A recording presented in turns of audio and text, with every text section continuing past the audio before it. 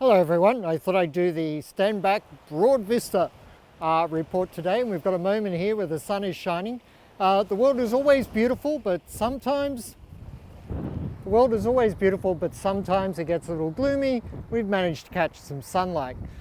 In terms of markets, we saw in economic data today for Australia, Australian Sentiment Index came out with only the smallest of bounces. And that's with a whole lot of reopening hopes thrown back in as vaccination levels start to trend towards their targets. But it's still a long way to go for that double shot target of 70% and then 80%. So we may not be out of the wind on that just yet. China issued a lot of data today, and I've been thinking that China would be experiencing a settling back to sort of around its pre-COVID normal levels. Unfortunately, in Chinese data today, we're starting to see things like retail sales and other economic indicators begin to fall back to below pre-COVID normal levels. Fixed asset investment, new fixed asset investment was a little bit different. It managed to stay at quite elevated levels. It's certainly slowed, but is still at elevated levels. So that's a good point. What it means, of course, is that government state enterprise spending is remaining strong on creating fixed asset investment, but there's a little bit of a problem in retail sales. What we did see and other indicators, what we did see for new home price gains was they were up still a very strong number, oscillating in that 4 to 5% area to 6% sometimes, but at least at a significant pace.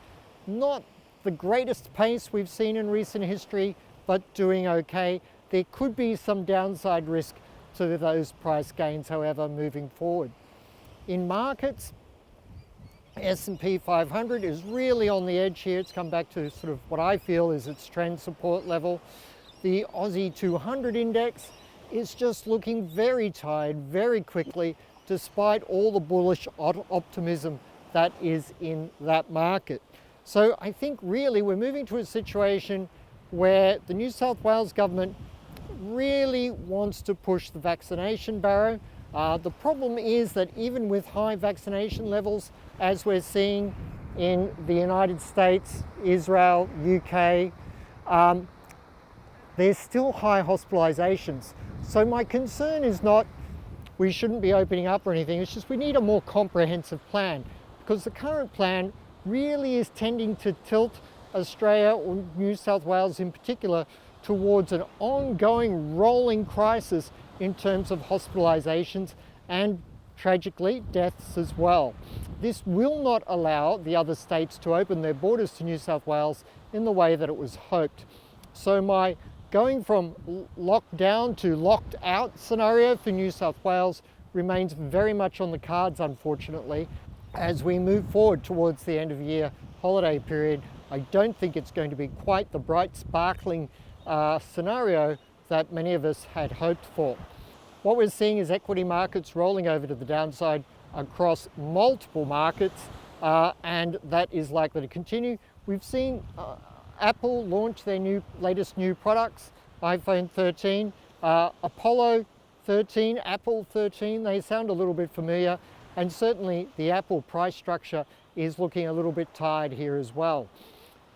Generally speaking, what I think we have here is a kind of global moment where all of the hopes were priced in, but the economic reality is going to be more challenging over the next 12 to 24 months than many of us had hoped for.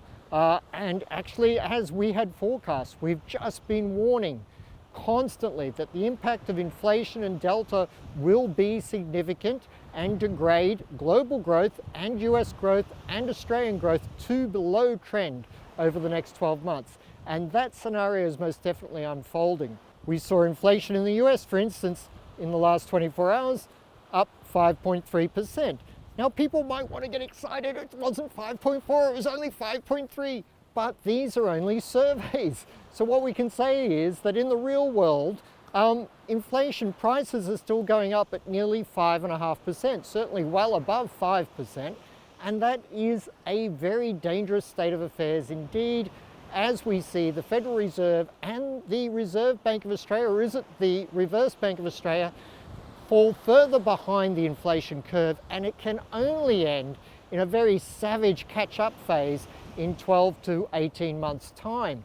The RBA should not be painting itself in a corner saying that it won't be raising rates until 2024. Every central bank needs to maintain its flexibility, and that's probably not the best of approaches given the high volatility of the global economy and the Australian economy moving forward. Clifford Bennett, Chief Economist, ACY Securities, thank you very much.